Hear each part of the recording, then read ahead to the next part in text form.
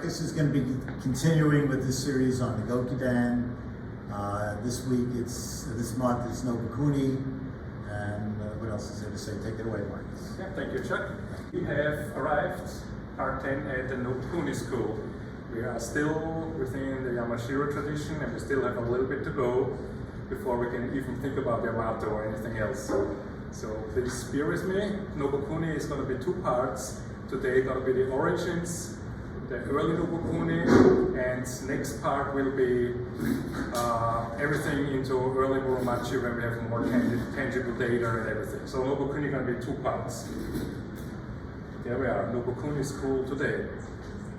So at the last chapter, when I was talking about the Ryokai school, I already mentioned that Nobukuni is coming out of this lineage. So that was a very rough genealogy to see that Nobukuni is coming out from this lineage. But actually, it's a little bit misleading because he might have not have had direct contact to Ryokai. He was more connected to his son, Hisanobu. There was a connection there. And also, we must not forget that he is said to have studied with Sadamune. But I will all talk about this in a minute. So first of all, what do we know about the first generation Nobukuni, or the first Nobukuni Smith? We know that he was working at this place in Kyoto, at the intersection of Gojo-Bomon and Horikawa. So where is this? As many of us have been to Kyoto, so you might know this map. Imperial Palace, Nicho Castle, Kyoto Station, and the Kiyomizu-dera, just to give you a few of the prominent spots. And this is Gojo-Bomon Horikawa. So it's like a half an hour walk from Kyoto Station. This is where the Nobukuni Smiths were working. So right in the middle of Kyoto. And just to remember the Awataguchi Smiths, they were all a little bit out there. They were all more like here. So Nobukuni pretty much in the center. And it's interesting, there are some folding screens extant from the early 16th century that actually show this Gojo-Bomon era. If Kyoto was a big city in worldwide measures, but it was very, it's pretty rural. There's small houses, and there's like 200 years after Nobukuni has worked there, but you can get a little bit feel of what it looked like Kyoto back in the day. So little houses, no big story buildings. That's most of what Kyoto looked like back in the day. So again, what we always do, or what I always do, is depict the numbers game. So this concerns all Nobukuni, all generations together, also the later ones.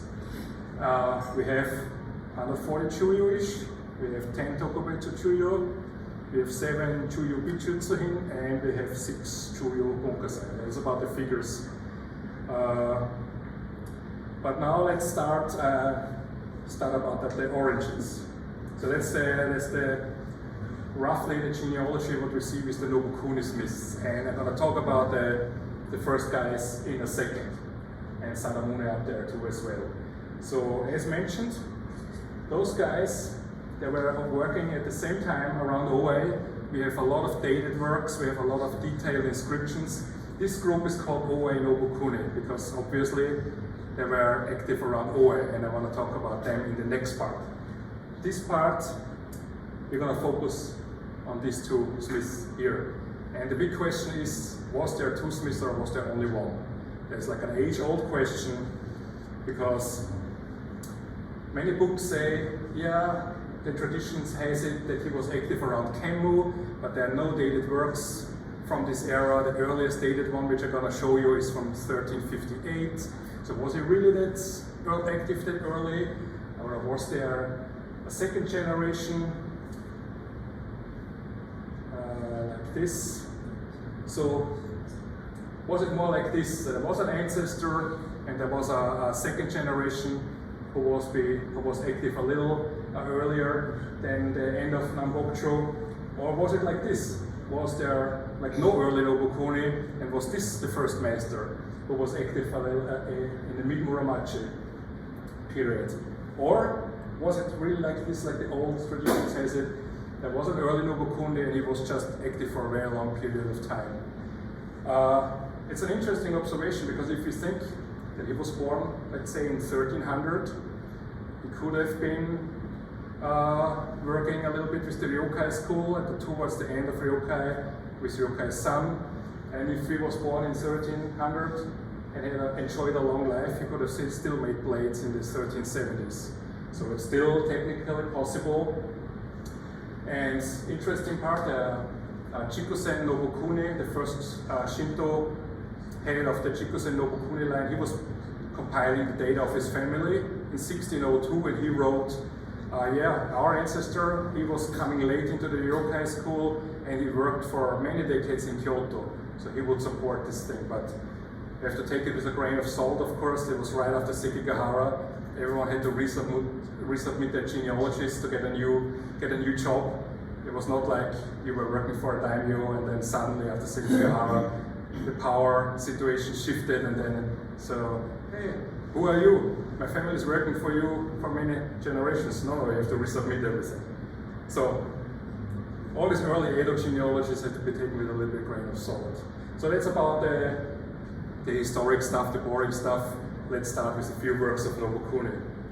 Let's start with the Tanto and the Hirosukuri Kowa Kisashi.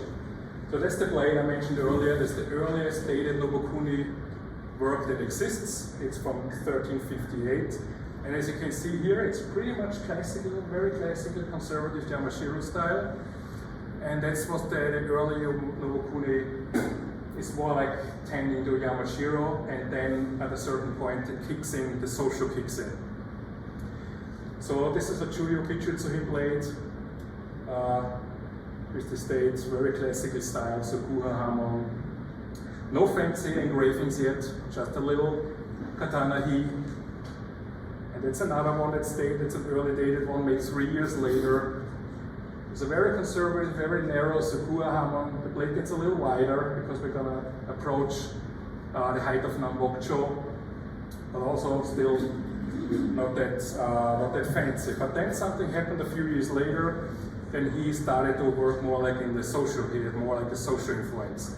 This is a Chuyo Bunkasai. Unfortunately, I don't have an Oshigata, but this one was also dated 1366, which brings us to another thought. You know, Sadamune was active 30 years earlier. Why did Nobukuni wait 30 years to work in the social tradition? So there's still a little bit, there's a lot we don't know. We don't know how this all went down in history. And then there's another blade, another Chuyo Bunkasai, which I would like to show you, which is already pretty much tending to social. And some argue that this is the best early Nobukuni blade out there.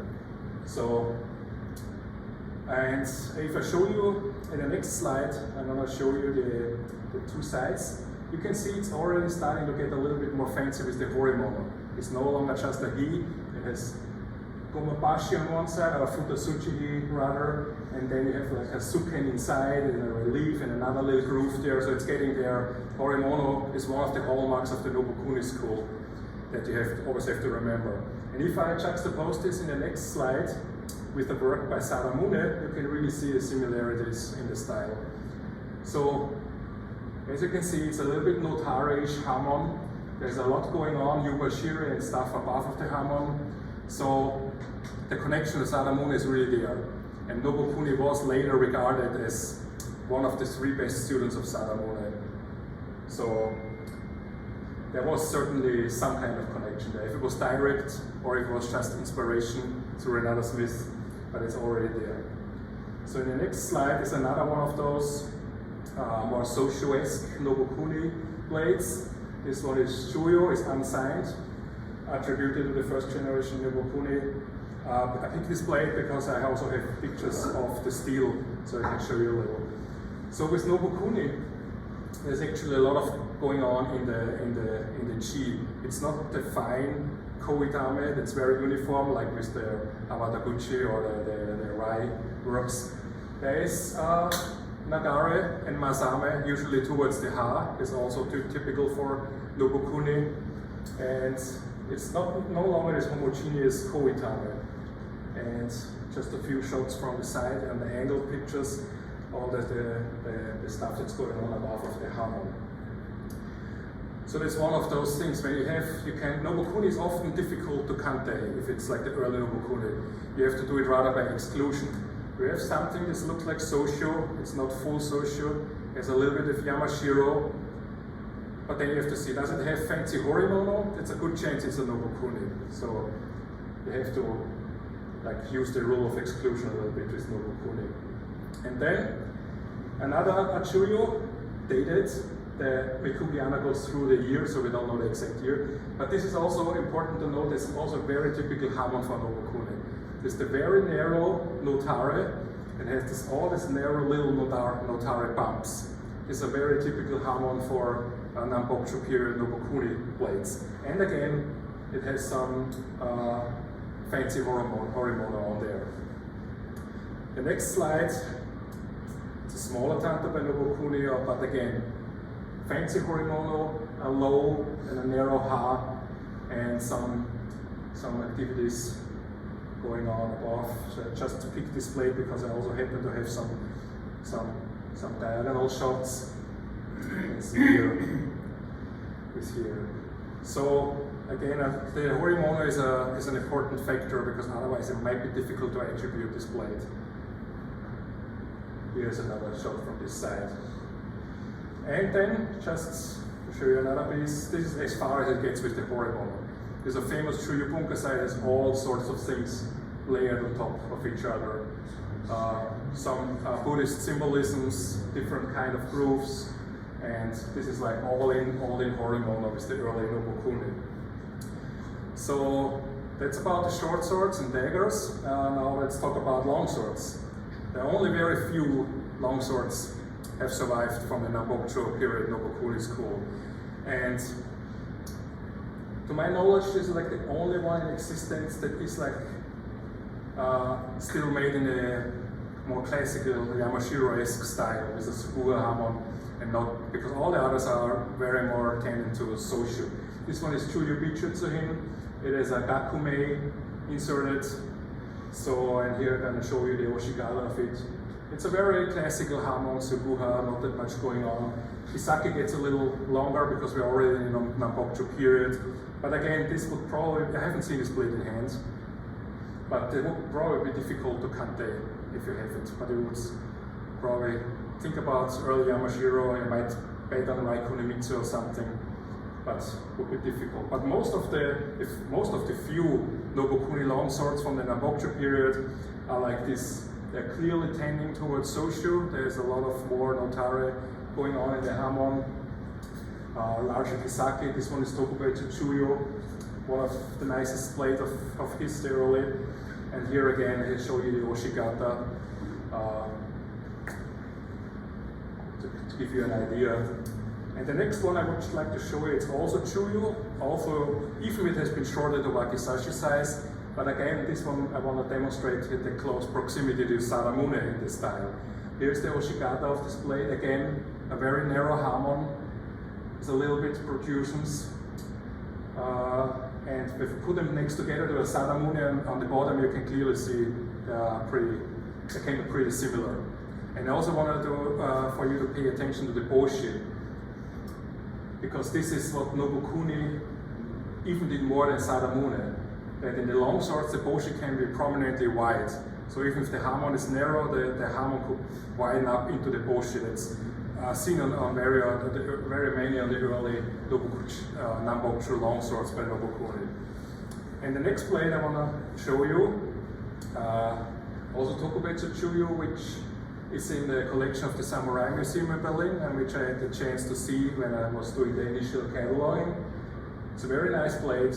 Obviously, it's Tokubetsu Chuyo, and interesting is, if you look at the maze, half in the groove and half outside of the groove. So the smith signed over into the groove. So the he is original. Was not added later. And this blade, I'm going to show you the Oshigata here, which I want to conclude with. This is all getting pretty wide here. So the hamon gets wider. It gets a lot of midare, a lot of protrusions. And this will be the style which connects then to the Oe Nobukuni group, which we're going to talk about in the next chapter. So with this I want to end it here. So this is the early Nobukuni. We don't know much about the origins, but we know it's a stylistic proximity to the Sadamune. It's a lot of social style later, and it's in the middle of Namboksho. So with this, I would like to end it here and open for any questions. Robert? Markus, one of the last examples you showed of Nobukuni signing both on an Akagura into groove. I've never seen that before. Is that something very rare? It's very rare. I've seen it only a few times. But there were smiths who did sign into the, I don't know if you can see it better here on the Oshigara. That's why they're wrapped into the tang. Right. So it's pretty rare. Yeah. I wonder why you wouldn't have just brought the whole signature to the right and so it would be on the flat part instead of It's an interesting point because I'm actually researching this now. Because when you look at the earliest sword books, they pay very close attention to describe the tang finish and the signature position. So I think that smiths were very peculiar, they're very stuck to where they signed. So there was not very much room. And if Nobukuni said, I'm signing above the Kugiana at all costs, and I have to have a he, I'm just gonna save the signature spot there, even if I have to carve into the he. So I think they were very peculiar to where they signed their tanks. Larry? Were all of these Shodai? These are all Shodai, and the interesting thing is, I have to mention this, thank you Larry, the NYTK in the Chuyo papers is very conservative. So the first Chuyo papers, they're very clear, say, Shodai Nobukuni, first generation. And then later, they backtrack a little, they say, the research came out, articles were published in the magazines over the 60s and 70s, and later they say, it's in the vicinity of the first generation, or they say it's definitely a Nambokcho, or it's earlier than late Nambokcho. That's kind of the wiggle around by not saying it's the first generation. But those plays I've shown, I think all of them, they explicitly say in the Setsume Shodai. All the sign pieces are Shodai. Oh yeah, the sign pieces. And the dated pieces are. Right, yeah. Yeah, in the next part of Nobukuni, we get very much more concrete. We have a lot of dates, we have a lot of names. So, thank you. Thank you.